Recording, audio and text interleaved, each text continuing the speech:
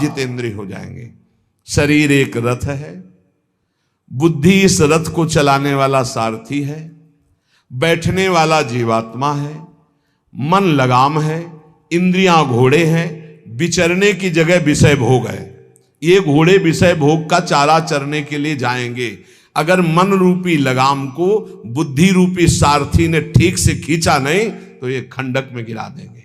और गिरे हुए बहुत फंसे हैं और जीव इतना भोला बन चुका है कि गड्ढे में गिरा है फिर भी वो आनंदित है, वो उसी को सुख समझ रहा है, दुख को ही सुख समझकर। यही तो भगवान की विचित्र माया है। जिसे तुम सुख समझते हो वो सुख की छाया है, समझ पड़ती नहीं ये गिरधर की माया है। भयानक दुख के अंतर में वो डूबा हुआ भयानक परिणामों को प्राप्त होगा, लेकिन उसमें सुख का अनुभव कर रहा है। त्यक्त संगो जित क्रोधो लघ्वाहारो, तो अपने आप जितेंद्रिया हो जाएंगे। देख लेना, घृणा हो जाएगी यार, घृणा। कौन सा ऐसा सुख है जो घृणा के योग्य ना हो? लौकिक बढ़िया से बढ़िया पदार्थ खाओ, तत्काल हम उसे वापस उलटते हैं, देखने लायक नहीं रह जाएगा। चिकनी चमड़ी केवल देखकर फंस रहे हैं, कुछ नहीं, पूरा जीवन बर्बाद हो जाता है। धर्म के लिए तो सेवन करने के लिए ठीक है, बकाया भगवत प्राप्ति के लिए जितेंद्रिया चलो, ठीक से चलो। पिधाय बुद्ध्या द्वाराणि मनो ध्याने निवेशयेत्, शून्ये स्वेवावकाके गुहासुचो वनेसुचो, नित्य युक्ता सदा योगी ध्यानम सम्यग उपक्रमेत। श्री दत्तात्रेय जी महाराज कह रहे हैं, बुद्धि को परमात्म चिंतन से इतनी बलवान बनाओ कि अपनी इंद्रियों के द्वारों से घसीटकर उसे भगवान में स्थित करो। हर इंद्रिय द्वार बंद, अंतर्मुख इंद्रियों को करके परमात्म चिंतन में लव। शून्य स्वेवावकाशेषु, एकांत स्थल में कुछ देर बैठने का अभ्यास करना चाहिए। एकांत सुख मास्यताम, 24 घंटे में 48 मिनट का तो रख ही लो शांत एकांत। अपने कमरे में शयन के समय आधा पौन घंटा अगर आप निकाल पावे, बड़ा आनंद आएगा। 24 घंटे आप सेवा दिनचर्या में लगे, आधा घंटे निकाल लो या 48 मिनट शांत बैठ जाओ। बिल्कुल कोई माला नहीं, कोई क्रिया नहीं, बिल्कुल आप इस बात को देखना करके शांत बैठो। पहले बैठ जाओ। अब देखो आपका मन कहां है, तत्काल देखिए। जो ही शांत बैठे, अब है कहां? जो सामने रूप आ रहा है, चाहे वो वस्तु हो, व्यक्ति हो, स्थान हो, उसमें तुम्हारी ममता है, उससे तुम्हारा संबंध है। वस्तु, व्यक्ति, स्थान, प्रभु आ रहे हैं कि संसार का कोई वस्तु, व्यक्ति, स्थान आ रहा है? यदि कोई संसार का वस्तु, व्यक्ति, स्थान आ रहा है तो तत्काल उसमें भगवत भावना करो, या वहां से हटा के तत्काल अपने गुरुमंत्र में लगाओ। शांत एकदम बैठो। अब उस समय जांच करो कितनी बार किसका रूप आया। प्रभु का कितनी बार आया, संसार, और जिसका जितनी बार आए उससे अधिक नंबर देखिए कि 5 बार तो उस पुरुष का आया, 5 बार उस स्त्री का आया, और एको बार प्रियाजू का नहीं आया। इसका मतलब अभी प्रियाजू में हमारा मन नहीं लगा, अभी यहां स्त्री पुरुष में, वस्तु में, व्यक्ति में, स्थान में लगा। जांच करो और हृदय में पश्चाताप करो। धिक्कार है, इतना समय हो गया, एक बार भी प्रियालाल का रूप नहीं आया। यही सांसारिक रूप आ रहे हैं, ये सांसारिक वस्तुएं आ रही। धिक्कार है हमारे मन को, धिक्कार है हमारे जीवन को। ये हम आपको आंतरिक बात कह रहे हैं। पूज्य भाई जी महाराज, जिस समय मन को धिक्कार दिया जाता है, जलन होती है, जब जलन होती है तो निर्मल होता है, निर्मल होता है, निष्पाप होता है, मल भस्म होता है। जो ताप अंदर मन में होता है प्रायश्चित का, उससे। अब बार बार सामने आपको जो गुरुमंत्र मिला है उसको लिखिए। कोई माला नहीं, बहुत आराम से, कोई जल्दीबाजी नहीं। 1 मिनट में 1 बार लिखेंगे। यहां कोई संख्या हम नहीं बोल रहे, यहां कोई आपको नहीं कि 108 बार करना है कि 50 बार करना, 5 बार करो केवल। हम कह रहे 5 बार आराम से लिख रहे हैं। शांत बैठे, खूब आराम से, बढ़िया रा बहुत बढ़िया, धा, राधा, राधा, रात। आप देख लीजिए, अब ये भाग जहां रहा है, पकड़ो कहां भाग के जा रहा है। इस वस्तु से क्या संबंध है, इस व्यक्ति से क्या संबंध है, कितनी बार इसको छुआ है, देखा है, भोगा है, मिले हैं, सूंघा है, कितनी जन्मों में। धिक्कार तुझे मन, जो तू राधा नाम को छोड़कर, प्रियाजू के इस अमृत में नाम को छोड़कर भाग रहा है, फिर उसे लाओ नाम में, फिर लाओ नाम में। आप देखिएगा एक दिन उसी रा और धा के बीच में प्यारी जो और प्यारे जो मुस्कुराते दिखाई देंगे। देख लेना, एक समय 24 घंटे में ऐसा निकालो जिस समय आप अपनी अंतःकरण की वृत्ति को बार बार बाहर जाते हुए घसीट कर अंतर में लगाओ। हर समय साधन में लगे हो, लेकिन एक समय इतना साधन कर, जो गृहस्थी में हम कह रहे हैं 10 मिनट शुरू करो भाई, 10 मिनट से 10 मिनट शांत होकर बैठ जाओ। 10 मिनट बैठने में क्या परेशानी, उस समय जांच करो, जहां जहां मन जाए वहां से हटाकर नाम में लगाओ। बार बार सुंदर स्वर्णिम अक्षरों से नाम लिख रहे, रंग बिरंगे अक्षरों से, रा और रंग से, बड़ी आ की मात्रा और रंग से, धा और रंग से, बड़ी आ की मात्रा और रंग से, ऊपर के ऐसे खेलो, मन को खिलाओ, राधा नाम में खिलाओ, डुबाओ इसमें। आप देख लेना, हमारी बात को समझ लो। केवल ये वो बात कह रहे हैं जो आपको प्रियाजू के रूप के ध्यान में डुबो देगी। यही राधा नाम रूप प्रकाशित करेगा। तेरो रूप कहत नहीं आवे, सी हरिवंश कछुक जस गावे, वो रूप ये प्रकाशित कर देगा। तो कहना शून्य स्वेवाव काशेषु, एकांत स्थन में जहां आपको विक्षेप न पड़े। ऐसी वृत्ति के समय अगर आपको कोई शोरगुल सुनाई दे रहा हो, आपका अभ्यास दृढ़ नहीं, तो एक रुई को ऐसे कपड़े में करके, महीन कपड़े में 2 बना लो, ऐसे लगा लो, कान में लगा लो, आवाजें नहीं जाएगी। अब ध्यान करो, देखो साधन की प्रणाली। और जब अपने साधन की बात होती है ना, तो आप हजारों अलग अलग आवाज करो तो हमें बस इतना समझ में आएगा कि चिड़िया चहचहा रहे हैं, आवाजें निकल रही, बस हमारे लक्ष्य में कोई अंतर नहीं पड़ने वाला। और अगर डूबना हो गया तो आवाज भी खत्म, श्रवणेंद्रिय होते हुए भी शोरगुल नहीं सुनाई देगा। पर प्रारंभिक दशा में ऐसा चाहिए। अगर आपको बार बार विक्षेप हो रहा हो, विक्षेप तो इतना कि घड़ी का टक टक भी बर्दाश्त नहीं होता, मन है ध्यान में बैठे ना, वो पहली बार एक खिड़की खुला है, खिड़की खुला है, खिड़की, अब उठो, पहले खिड़की बंद करके आओ। ये इसको बैठते ही देख लो कि कोई ऐसा प्रश्न तो नहीं कर रहा कि अमुक कोई बात हो, उसको निपटा दो पहले। हम सबसे पहला काम करते थे, अगर राधा वल्लभ जी के दर्शन करने जाने हो, हमें इत्र खरीदना, तो सबसे पहला काम हम इत्र खरीदेंगे। क्यों? ये दर्शन नहीं करने देगा, इत्र खरीदना है। बार बार कहेगा इत्र हमें दर्शन में नहीं डूबने देगा, तो पहले हम वो काम सब कर लेते थे जो राधा वल्लभ जी के दर्शन के बाद कर रहे हैं। अब दर्शन में तो केवल दर्शन। ऐसे ही जब हम ये जो 20 मिनट, 30 मिनट, 40 मिनट समय की बात करें, इसमें जब आपको समय देना हो तो कृपया मन के लिए कोई काम मत छोड़ना, वो बिल्कुल फुर्सत वाला। इसलिए हम कह रहे हैं सोने जाने के समय कि अब हम शयन करने जा रहे हैं, उस समय आप समय दीजिए।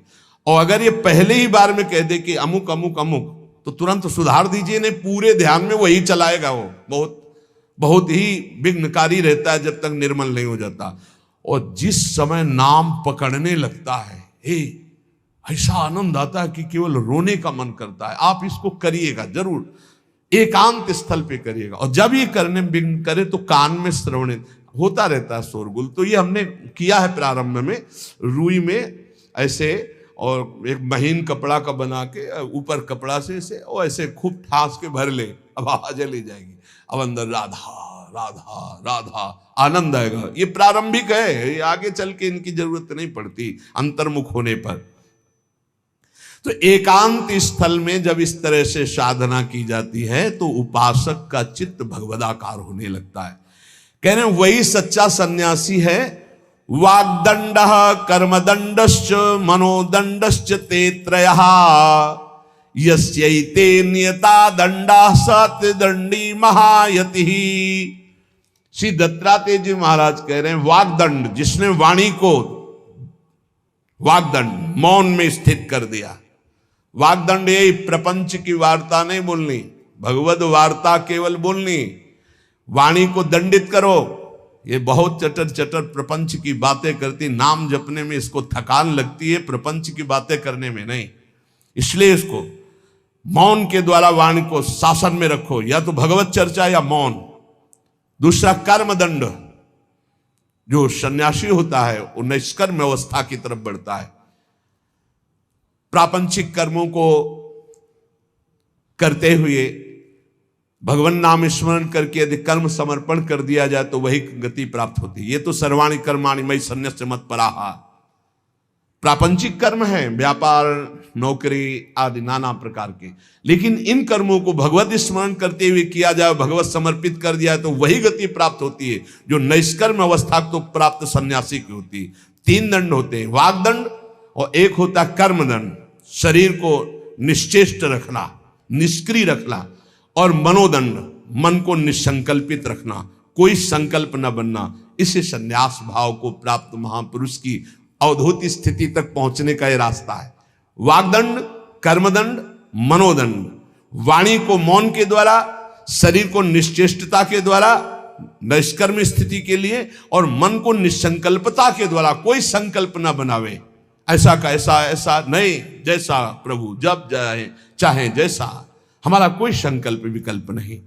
वाणी से भगवत चर्चा, शरीर से भागवतिक कर्म, नहीं तो सांसारिक विरत बहुकर्मा, निरत निरंतर सज्जन धर्मा।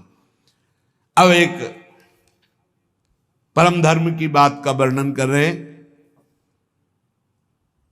गृहस्थ धर्म में जैसे है, या जिनके पास बहुत अर्थव्यवस्था है, उनको चाहिए कि गौ सेवा से बहुत जल्दी शरीर पवित्र होता है, हृदय भी पवित्र होता है, और गोविंद भी प्रसन्न होते हैं।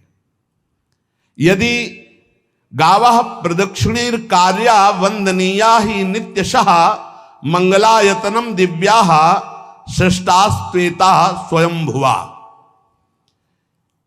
यदि गाय घर में पाली जाए या गौशाला खोली जाए और गौओं की सेवा की जाए, जिनके पास अर्थ है, भाव है, भगवान स्वयं श्री कृष्णचंद्र जी ने गौ सेवा स्वीकार की, गौवें चराई। गौओं की परिक्रमा करने से, जैसे आप प्रभु के बिहारी जी के मंदिर की 4 परिक्रमा करें तो जो फल आपको मिलेगा वही गाय की 4 परिक्रमा कर लें तो आपको प्राप्त हो जाएगा। गौ की प्रदक्षिणा से, गावः प्रदक्षिणी कार्या वंदनीया ही नित्यशः, जो रोज गाय को प्रणाम करता है और गाय की प्रदक्षिणा करता है तो भगवत प्रदक्षिणा का उसे फल प्राप्त होता है। जहां गौएं विराजमान होती हैं वो बड़ा पवित्र दिव्य तीर्थ स्थल माना जाता है। गौएं जहां विराजमान रहती, गौशाला में भजन करे तो कई गुना बढ़कर के प्राप्त होता है।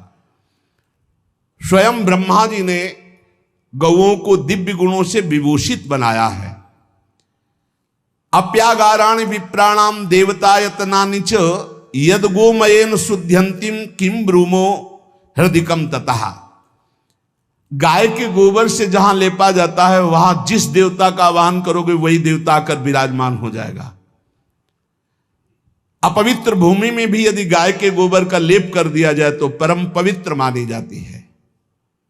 गाय बहुत पवित्र, जहां वो बैठती है, जहां वो मूत्र त्याग करती, गोबर त्याग करती, वो स्थान तीर्थ तुल्य पवित्र माना जाता है। भगवान जब गाय के पीछे पीछे चलते तो गोरज उड़कर उनके मस्तक पर विराजमान होती, उनके मुखार बिंद पर विराजमान होती। बाल गोविंद के अनिष्टों को दूर करने के लिए गाय के पूंछ को उनके ऊपर से झाड़ा देती थी मैया। जब गुरुमंत्र वैदिक सिद्धांत से दिया गया था पहली बार तो पंचगव्य पिलाया गया था। गोमूत्रम गोमयम क्षीरम दधि सर्पिस्तथैव च गवाम पंच पवित्राणि पुनंत सकलम जगत। कितना भी बड़ा पापी हो अगर पंचगव्य पिलाया जाए तो वो वैदिक मंत्रों को स्वीकार करने लायक हो जाता है, पवित्र हो जाता है। पंचगव्य में 5 चीजें गाय की होती है। गाय का मूत्र, गाय का गोबर, गाय का दूध, गाय का दही और गाय का घी, ये पांचों मिलाकर पंचगव्य ये पिलाया गया था। पहली बार जब वैदिक मंत्र दिया गया था तो पंचगव्य बनवाया था गुरुदेव भगवान ने सन्यास, और वो पिलाया था। ये पंचगव्य पिलाने से अपवित्रता का नाश होकर पवित्रता का संचार होता है।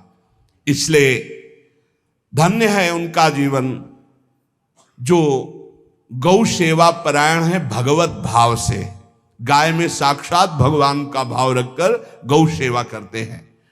त्रिषिता गौर गृहे बद्धा गेहे कन्या रजस्वला देवशास्त्र सन्निर्माल्य हंति पुण्यम पुराकृतम। यदि घर में गाय बंधी है और भूखी है और प्यासी है तो तुम्हारे सारे पुण्य नष्ट हो जाएंगे।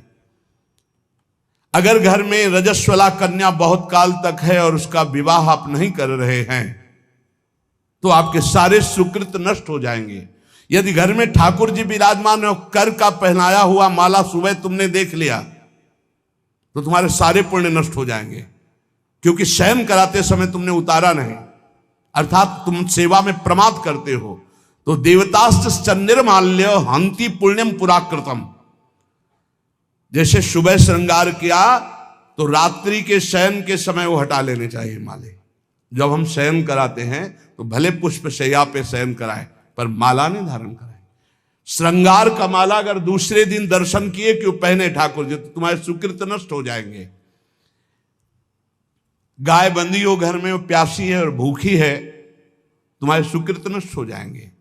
त्रिषिता गौर गृहे बद्धा, क्योंकि तुम्हारे पास है, सेवा करना चाहिए। यो वै गाम प्रतिसिद्धेन तो चरंतिम च स्वत्रणम नरहा तस्य पूर्वे च पितरा कंपन्ते पतनोन्मुखा। यदि गाय हरी हरी घास चर रही कहीं और तुमने डंडा ऊपर प्रहार किया और लाठी मारी तो तुम्हारे पितर खोपड़ी के बल नरक जाने के लिए तैयार हो गए। ये लिखा है चरंतिम स्वम तृणम नरहा तो तस्य पूर्वे च पितरा कंपन्ते पतनोन्मुखा। इसीलिए क्या भारत से कहीं किसी की तुलना हो सकती है जहां गौ को माता की पदवी दी गई, जहां गौ को हम आराध्य देव के रूप में मानते हैं, आराधना करते हैं। गौ रक्षा, गौ सेवा, ये बहुत बड़ा इसमें छुपा हुआ है। स्वयं भगवान अवतरित होकर गौ जब गाय के रूप में पृथ्वी रमाती तो भगवान का अवतार हुआ है। बड़ा विचित्र समय आता चला जा रहा है कि अब आधुनिक यंत्रों की ऐसी सेवाएं हो गई बड़ी बड़ी कि अब ना बैल की जरूरत है और ऐसे दूध की महंगाई बन गई कि अब देसी गाय 2 लीटर 3 लीटर 4 लीटर और ऐसी ऐसी कि 20-20 25-25 लीटर दे तो कौन देसी गाय को। तो गौओं का सेवा का भावना शास्त्र आज्ञा करता है कि जो प्रतिदिन अग्रग्रासे परोभावा कर्तव्यो भक्ति तोन्वहम अकृत्वा स्वयं आहारम कुर्वम नापनोति दुर्गतिम। जे ही तुम्हारे गृहस्थ में घरों में पहले होता था, अब तो भगवान जाने, जे ही पहली रोटी तवा में गई तो वो निकाल करके पक्की रखी जाती थी गौग्रास के लिए, पहला रसोई में। तो इसमें लिखा प्रतिदिन स्वभोजनम, पहले स्वयं भोजन न करके गाय के लिए ग्रास निकालना चाहिए। तो जिनके पास अर्थव्यवस्था जो गृहस्थ धर्म में है या जिनके पास अर्थ है, कुछ रोज 1 रुपया निकालो। हम कह रहे रोज निकालो तो महीने में 30 रुपया होते। 30 रुपया में एक गाय को हरी घास तो एक टाइम पवा ही सकते हो ना, बहुत नहीं है तो 1-1 रुपया निकाल के अगर एक गाय को चारा दोगे तो एक बार का भोजन तो हो ही सकता है। 30 रुपया में हरी घास जाकर के उसके दावा एक बार तो पवा दोगे ना। अग्रग्रासे परोभावा कर्तव्य भक्ति तोन हम, भक्ति पूर्वक गाय को 1 ग्रास भोजन में 1 रोटी तो निकालना चाहिए गाय के लिए, ऐसा शास्त्र आज्ञा कहता है। जो ऐसा करता है तो अकृत्वा स्वयमाहारम कुर्वन् नाप्नोति दुर्गतिम, अपने आहार से 1 रोटी निकालकर गाय को देता है और स्वयं 3 रोटी भले पाले 1 रोटी गाय को दे दी तो बोले उसकी दुर्गति नहीं होगी, अर्थात उसके अंदर भाव बढ़ता चला जाएगा वो भगवान की भक्ति में। और तेनाग्नयो हुता सम्यक पितरश्चापि तर्पिता देवास पूजितास्ते ने यो ददात गवान्हिकम, जो प्रतिदिन गौग्रास निकालता है, अर्पित करता है, तो उसको अग्निहोत्र करने का फल मिलता है, उसके पितरों को तृप्ति मिलती है और समस्त देवताओं के पूजन का फल मिल जाता है जो गौग्रास निकालता है। यो वै ताड्यते यष्ट्याधेनुम मर्त्यो विमूढ़धि, जो मूर्ख मनुष्य, जैसे अब गाय दूध नहीं दे रही, मार डंडे डंडे मार रहे हैं, इंजेक्शन लगा रहे हैं, ऐसे वैसे कर रहे हैं, उसको ताड़ना दे रहे हैं, तो बोले जो मूढ़ बुद्धि मूर्ख मनुष्य, यो वै ताड्यते यष्ट्याधेनुम मर्त्यो विमूढ़धि, वो गाय को लाठी से मारता है, डंडे से मारता है, हाथों से मारता है, तो धर्मराजस्य नगरेशा याति करवर्जिता, धर्मराज जी पहले अपने नरक में ले जा करके उसके कहते थोड़े थोड़े तिल तिल करके पहले इसके हाथ काटो, मरना है नहीं वहां, अब आराम आराम से थोड़े थोड़े पहले हाथ वर्जिता, इन्हीं हाथों से गाय को मारा था ना, तो ऐसे थोड़ा थोड़ा काटा जाता है उसके हाथ, कर वर्जिता, उसके दोनों हाथ काट करके थोड़े थोड़े। यो वै दंसान वार्यति तस्य पूर्वे कृतार्थ काहा, नृत्यंत सवादिस्मास्तरिष्यति भाग्यवान, जो गौ के शरीर को स्नान कराता है, गौ के शरीर को कीट आदि से मच्छर आदि से रक्षा करता है, और खूब अच्छा अच्छा पदार्थ गौ, केवल दूध के लोभ से नहीं, ये हम गौ सेवा की बात कर रहे हैं, ये कि नहीं वहां 10 लीटर दूध देती तो हाथ फेरो, जब दूध नहीं देती है तो चारा भी ठीक से नहीं दे रहे, और उसके ये स्वार्थी हो, गौ सेवा का बात नहीं, वो दूध का लोभी केवल व्यापार की बात करता है। गौ सेवा का तात्पर्य है गौ सेवा, केवल खूब बछड़े को पिला दिया प्रसाद रूप से, जो दूध मिला उसका अपने सेवन की, वो बात तो अलग है। अब बछड़े को तो जरा सा केवल पिन्हाने के लिए कर दिया और खूब सारा दूध लीटर में नाप करके जा रहा है, और उस समय तक तो खवाओ पियाओगे ही खूब अच्छे से, उसके बाद जब दूध देना बंद किया तो उसका आदर सत्कार खत्म, खोल के बाहर ऐसे वो प्लास्टिक खाते घूम रही है, तो ये गौ सेवा नहीं मानी जाएगी, वो स्वार्थ पूर्ति मानी जाएगी। जो सदैव गौ सेवा करता है, उसके डांस मच्छर हटाता है, स्नान कराता है, पीठ में हाथ फेरता है, उसके पूर्वज जो पितर होते हैं वो नाच पड़ते हैं, उनका मंगल होना शुरू हो जाता है कि हमारे वंश में गौ सेवक पैदा हुआ, बड़ा भाग्यवान है, और वो गौ के द्वारा हमें तार देगा, ऐसा भाव। गौ सेवा हमारे सनातन धर्म में बहुत बड़ा स्थान गौ सेवा का है। पर एक बात ध्यान रखें, इन सब सेवा का फल है भगवान के चिंतन में निरंतर वृत्ति डूब जाए, हमारी एक एक वृत्ति एक एक क्षण भगवान के चिंतन में डूब जाए। अगर नहीं तो हम आपको उत्तर दे रहे हैं। कल प्रश्न हुआ था कि क्या गौ सेवा के बिना मुक्ति मिल सकती है?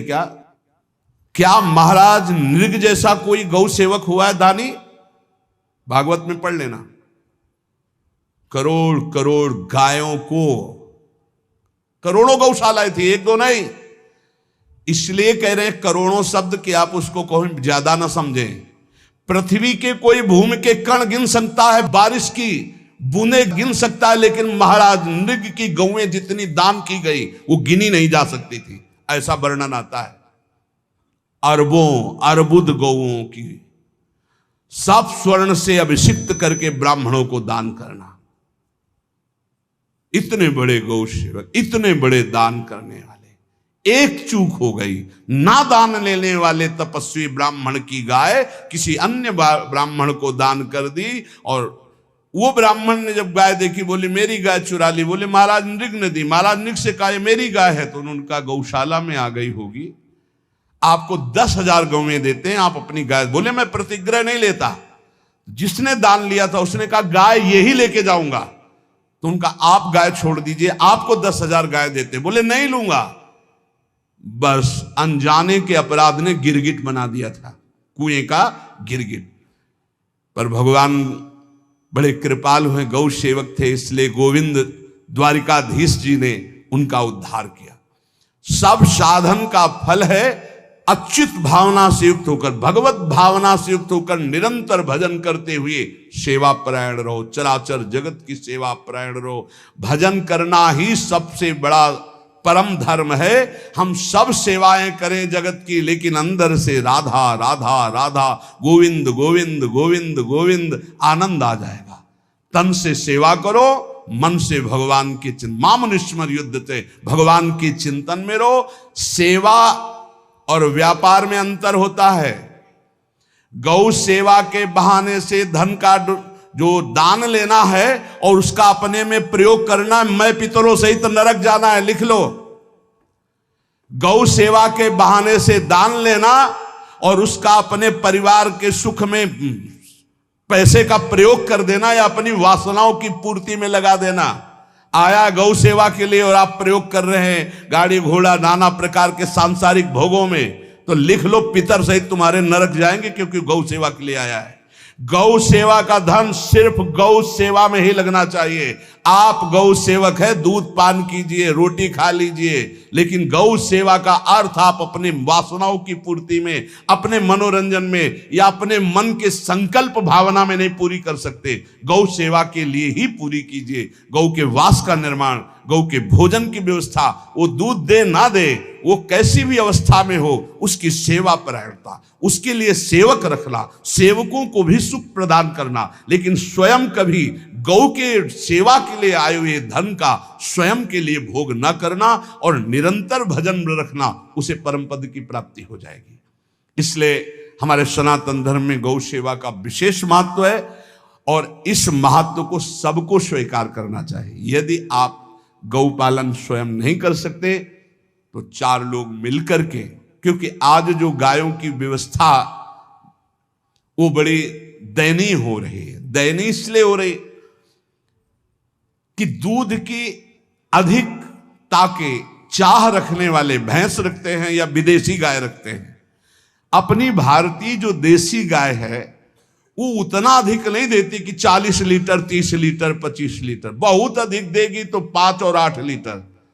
देसी शुद्ध गाय अपनी जो है वो 8-10 लीटर, बहुत जब व्यवस्था हो। नहीं तो अपने गांव में तो देखा है 2-2.5-3 लीटर से ज्यादा नहीं देंगे, 1.5 लीटर इधर 1.5 लीटर उधर, या बहुत हुआ तो 2 लीटर 2 लीटर, पर वो स्वर्णिम दूध होता है। जो दूध की चाह रखने वाले जन थे अब वो गायों को नहीं रखते, देसी गायों को कोई बिरला ही रखता है। अब पहले बैलों की जरूरत होती थी, गाय बछड़ा दिया तो आनंद होता था कि किसानी के काम में। अब तो ट्रैक्टर है तो बैलों की जरूरत नहीं। अधिक दूध के लिए अरे अब तो पशुओं की जरूरत नहीं, केमिकल से दूध बन रहे हैं, टैंकर के टैंकर। तो फिर हमारी जो गायें हैं उनकी बड़ी दुर्दशा हो रही।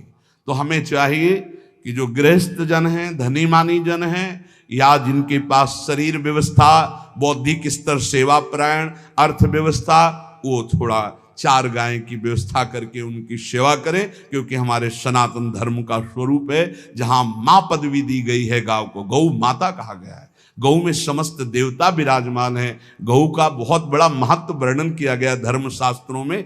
यहां तक कि जब कोई ऋषि नाराज होता था तो आगे गाय करके जाया जाता था तो क्षमा हो जाती थी, गाय को देखते ही वो क्षमा कर देते थे। बहुत महिमा वर्णन की गई है गौ की। इसलिए जिसको भी अगर नहीं अर्थव्यवस्था है तो एक रोटी तो निकाल सकते हो ना। तुम्हारी रसोई में रोटी बने तो पहली रोटी निकाल लो और आसपास जहां गाय बंधी हो तो उसको दे आओ जाकर, तो कम से कम धर्म का पालन हो जाएगा, गौ सेवा बन जाएगी। तो गौ सेवा, चराचर जगत की सेवा, भगवत सेवा, सबका फल है। फिर प्रारंभ में आ जाइए स्मृति। योगी हो तो चित्त की वृत्ति का निरोध करके परमात्माकार, ज्ञानी है तो चित्त वृत्ति का लय करके स्वरूप स्थित, भक्त है तो एक एक वृत्ति सावई मनः कृष्ण पदार विंदयो।